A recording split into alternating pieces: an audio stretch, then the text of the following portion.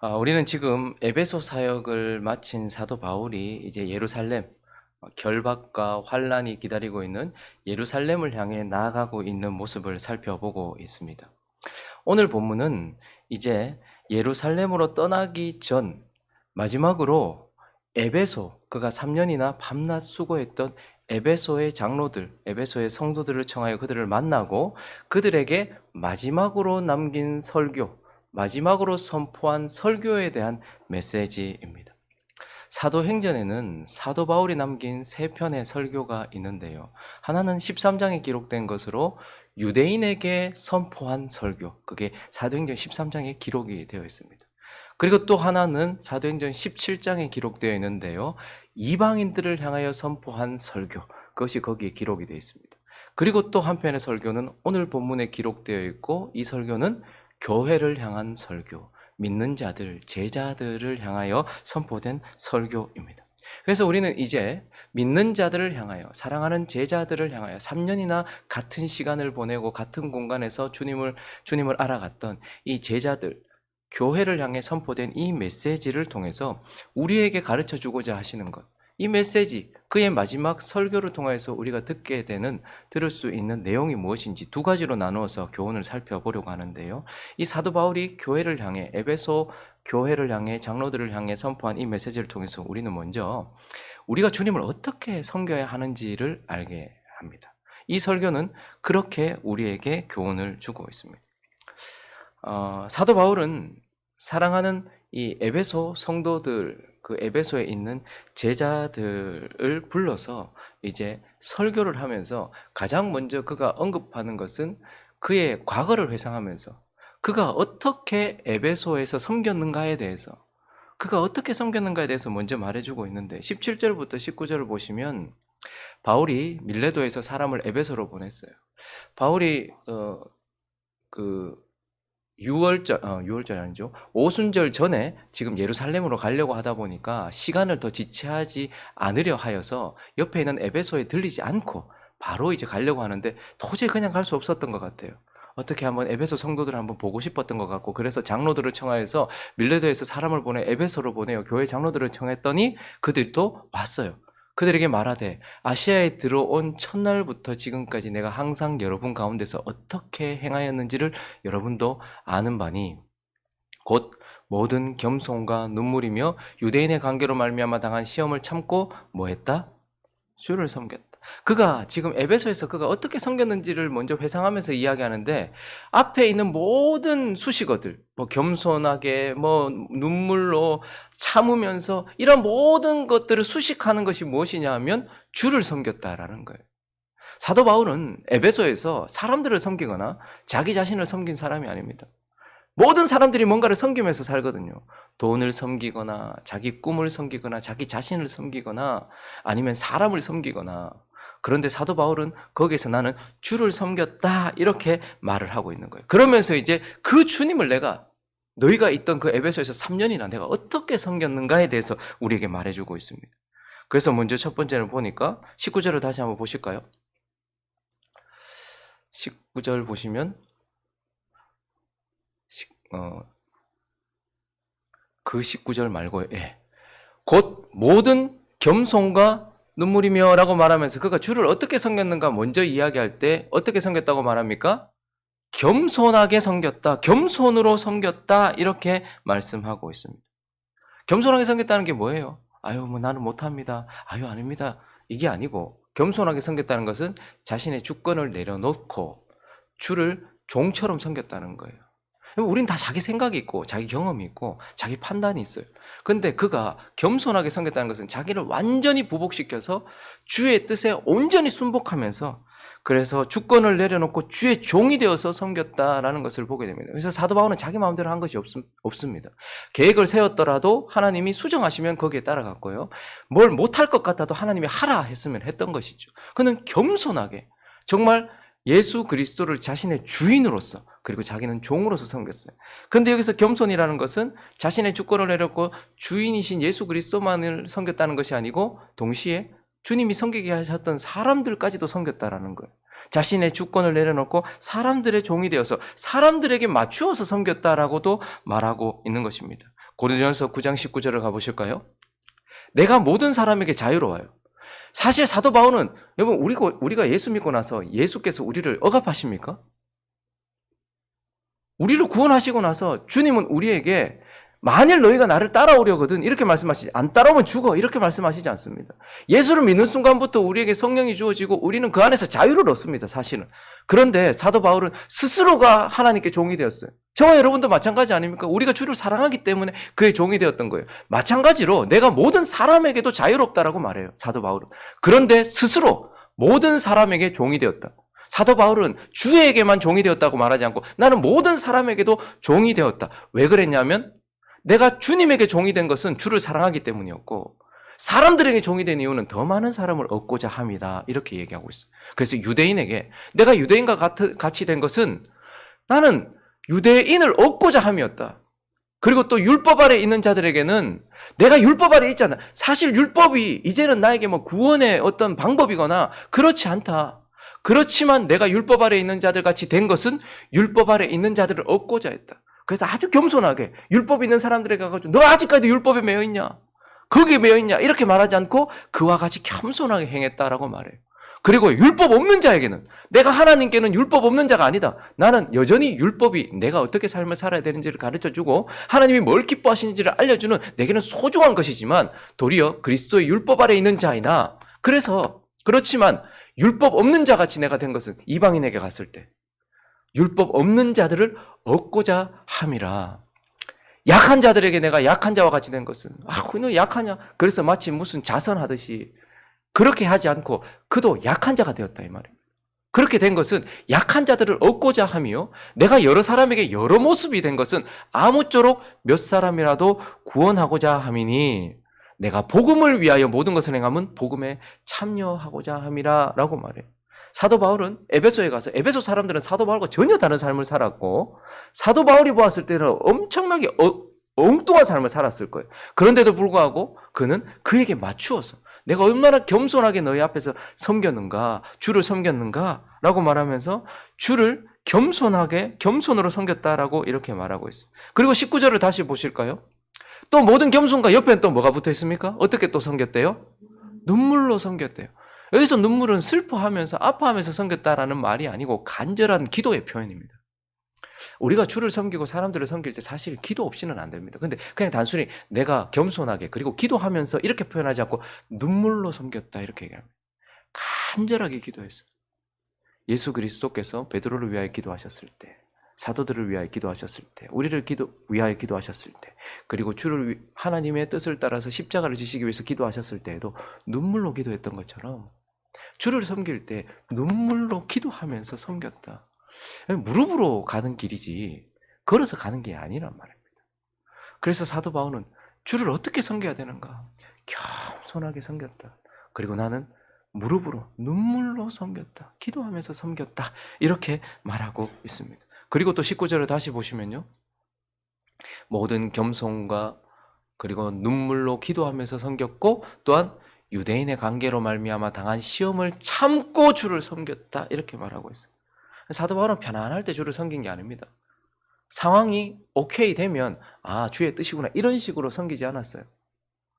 자기 몸이 자기 편이 아니고 상황이 지금 자기 편이 아니에요.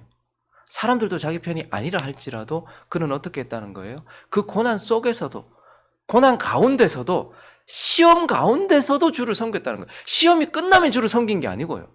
시험 속에서도 고난이 와도 그 가운데서 참으면서 주를 섬겼다. 인내하면서 주를 섬겼다. 이렇게 말을 하고 있습니다. 그래서 시험과 고난 속에서도 인내하면서 주를 섬겨야 된다라는 것을 보게 되고 또 사도 바울은 계속해서 22절부터 24절까지 보시면요. 보라, 이제 나는 성령에 매여 예루살렘으로 가는데 거기서 무슨 일을 당하는지 알지 못한다.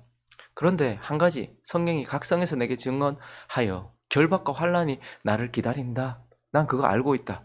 그렇지만 내가 달려갈 길과 주 예수께 받은 사명 곧 하나님의 은혜의 복음을 증언하는 일을 뭐 하려 한다? 맞으라. 사도 바울은요. 업적을 남기는 것이 목적이 아닌 사람이었습니다. 사도 바울의 목적은 끝까지 가는 거였어요. 끝까지 섬기는 것. 그래서 이 일을 자기에게 주어진 이 일, 그리고 자기에게 주어진 사명, 그리고 자기에게 주어진 길, 이 길을 끝까지 완주하는 것이 목적이었던 사람입니다. 몇 초 안에 들어가는 것, 빨리 가는 것이 목적도 아니었고 그 길 중간중간에 사람들이 알만한 업적들을 남기는 것, 하나님께 자랑할 만한 것 남기는 게 아니라 자기는 그 길을 끝까지 가는 것, 그것이 목적이었던 사람이었어요. 그래서 빌립보 성도들에게 뭐라고 말합니까? 3장 13절부터 보시면 형제들아 나는 아직 내가 잡은 줄로 여기지 아니하고 오직 한 일, 즉 뒤에 있는 것은 잊어버리고 앞에 있는 것을 잡으려고 표대를 향하여 그리스도 예수 안에서 하나님이 위에서 부르신 부르심의 상을 위하여 지금도 내게 주어진 길을 달려간다. 나는 끝까지 달려간다. 이렇게 말하고 있어요. 그리고 그의 삶 마지막에 얼마나 멋진 말입니까? 근데 여기까지만 말하면 그냥 대단한 사람인가 보다 생각해요. 그러나 그가 마지막 남겼던 디모데 후서로 가보시면 4장 6절부터 8절까지 보시면요.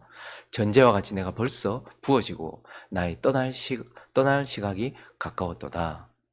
나는 선한 싸움을 싸우고 나의 달려갈 길을 마치고 믿음을 지켰으니 이제 후로는 나를 위하여 의의 면류관이 예비되었으므로 주 곧 의로우신 재판장이 그날에 내게 주실 것이며 내게만 아니라 주의 나타나심을 사모하는 모든 자에게도니라 라고 말하면서 그는 나는 계속해서 앞으로 끝까지 완주하기 위해서 달려간다.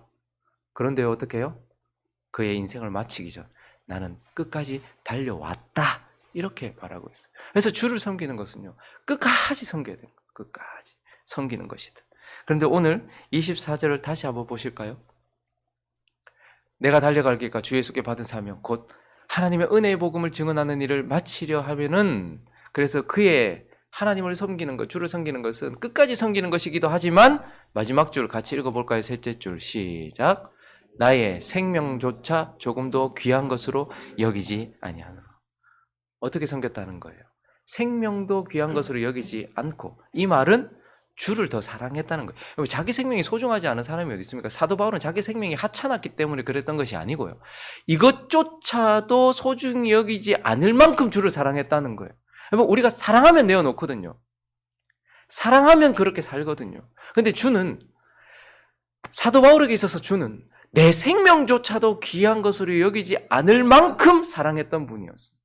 그래서 아프겠죠. 힘들었겠죠. 그렇지만 내 생명조차도 귀한 것으로 여기지 않을 만큼 사랑했기 때문에 나는 그 사랑으로 섬겼다. 이렇게 말하고 있는 거예요. 그래서 우리는 사도 바울이 교회를 향하여 에베소 장로들을 향하여서 선포한 그의 마지막 교회를 향한 메시지를 통해서 우리가 주를 어떻게 섬겨야 되는지 이건 사도 바울이 섬겼던 모습이기도 하고 우리가 주를 어떻게 섬겨야 하는지에 대한 모본이기도 한 것입니다. 우리는 겸손으로 섬겨야 합니다.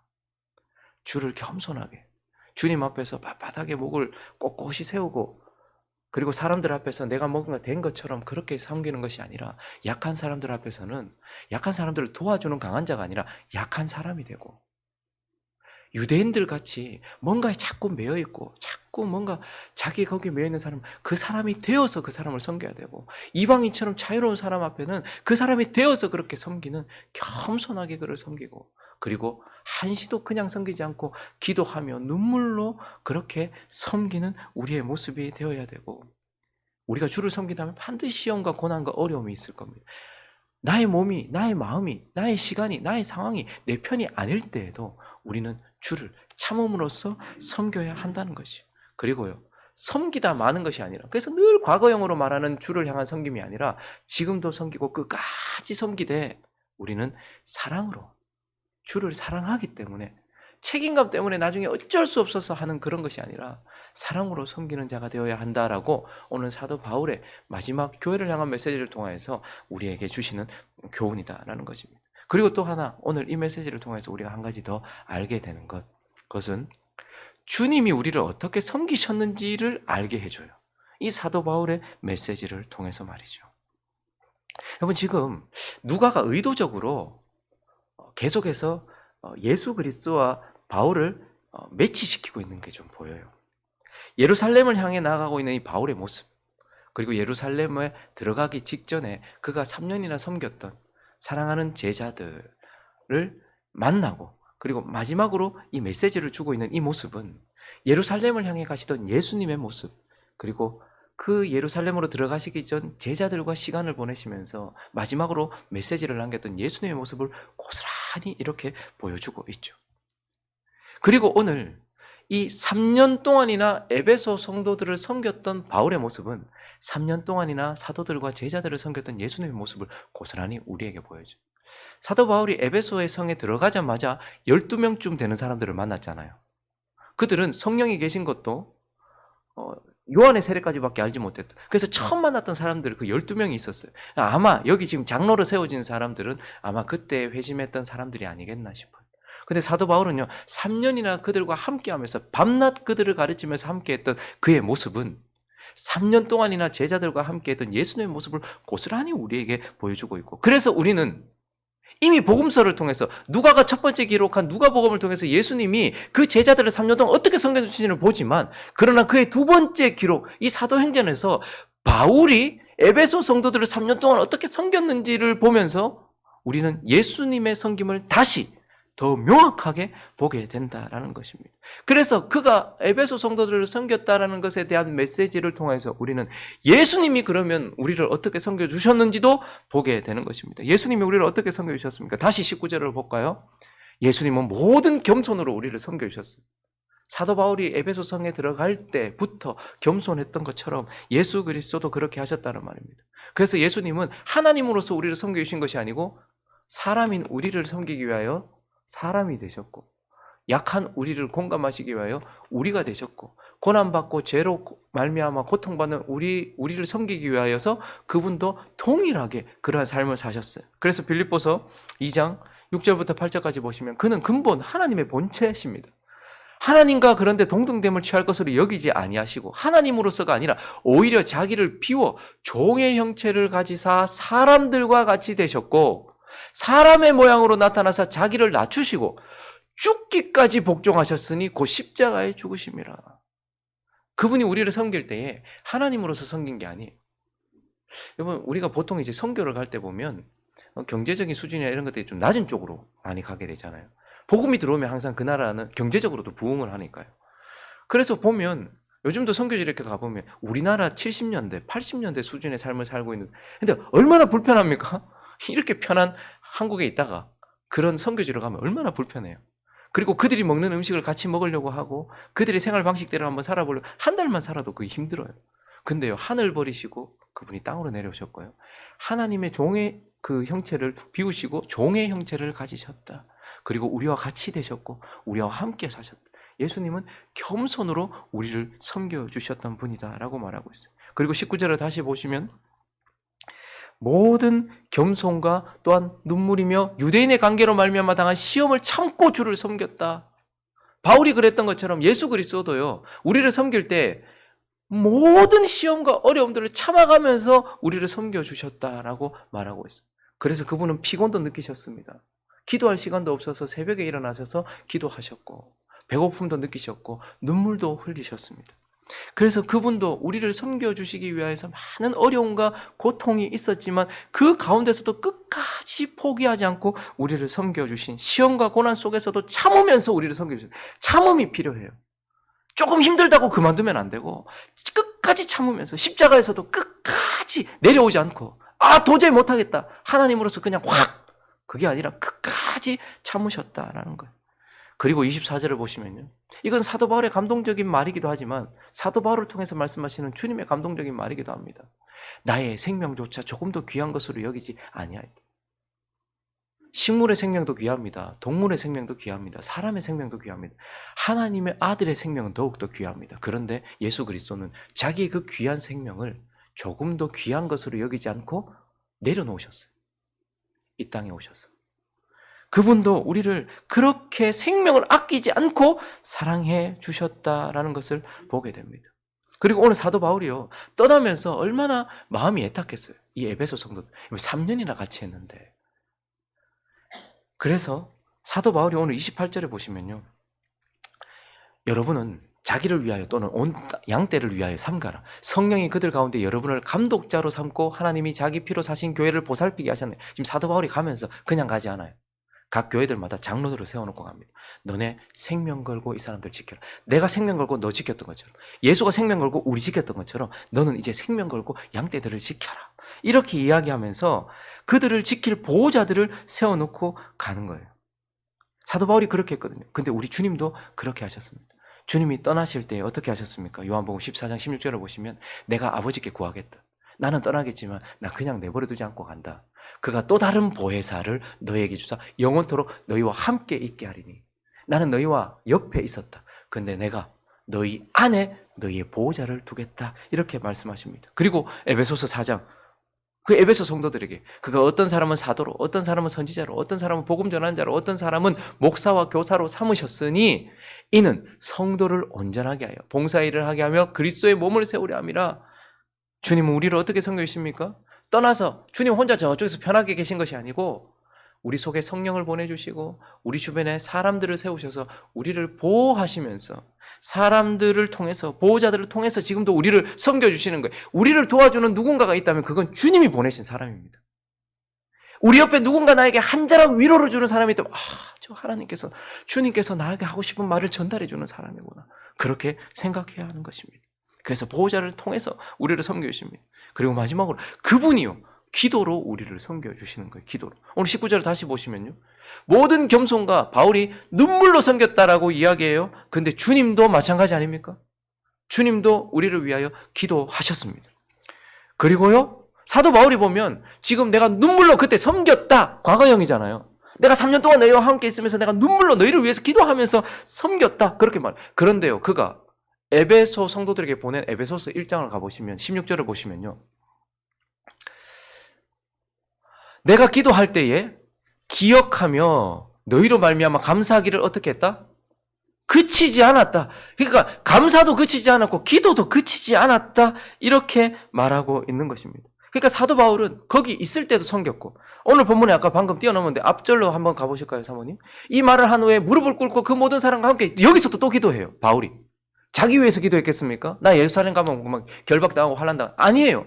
에베소에 있을 때도 그들을 위하여 기도했었다 내가 눈물로. 근데 지금도 무릎을 꿇고 그 사람들과 함께 기도하고 있고 에베소서 1장 16절을 봐도 어떻게 해요? 넘어가 보니까 지금도 그치지 않고 기도하고 있다 이렇게 말하고 있어요.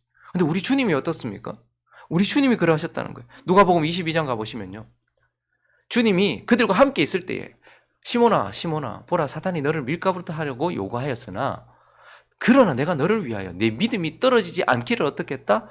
기도하였다. 과거형입니다. 주님은 우리를 위해서 기도하셨습니다. 근데요. 지금은 어떻습니까? 로마서 8장 34절 읽어주십시오. 34절 시작.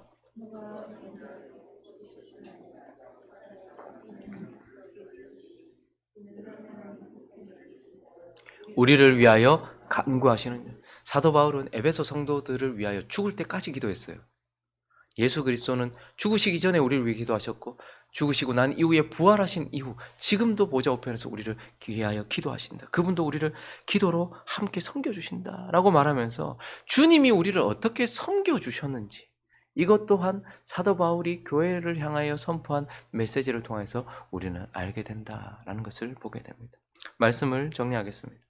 우리는 오늘 말씀을 통해서 교회를 향해 선포된 이 메시지를 통해서 우리가 주님을 어떻게 섬겨야 되는지를 들었어요. 그리고요, 주님이 우리를 어떻게 섬겨주셨는지도 들었어요. 그러면 들은 이 자리에서 우리는 그것을 알까요? 내가 이제 주를 이렇게 섬겨야 된다. 나 이제 안다. 주님 나를 이렇게 섬겨주셨다. 나 이제 안다. 이렇게 말할 수 있을까요? 들은 이 자리에서? 아니요. 진짜 아는 것은 우리가 그대로 실천할 때, 그렇게 주님을 섬겨볼 때, 그때 그 실천의 자리에서 우리는 내가 주를 어떻게 섬겨야 되는지 안다라고 말할 수 있는 것이고, 그리고 진짜 실천했을 때야 비로소 주님이 나를 어떻게 섬겨주시는지를 알아요. 겸손하게 사람을 한번 섬겨봐야지. 정말 힘들게 하는, 나를 힘들게 하고 어렵게 하는 사람들 앞에 겸손하게 자기를 낮추고 섬겨봐야지. 나 같은 인생을 섬겨주실 때 주님이 얼마나 겸손하게 나를 섬겨주시는지 그때서야 안다는 것이죠. 그러므로 우리는 오늘 들은 이 자리에서 안다고 말하지 말고 들은 그대로 실천하는 그 자리에서 내가 주님을 어떻게 섬겨야 되는지 나 이제 압니다. 그리고 그분을 진짜 섬김으로 말미암아서 그분의 섬김의 농도와 크기를 진짜 압니다라고 고백할 수 있는 사도 바울처럼 그 길을 걸어가는 저와 여러분 되시기를 예수 그리스도의 이름으로 축원합니다.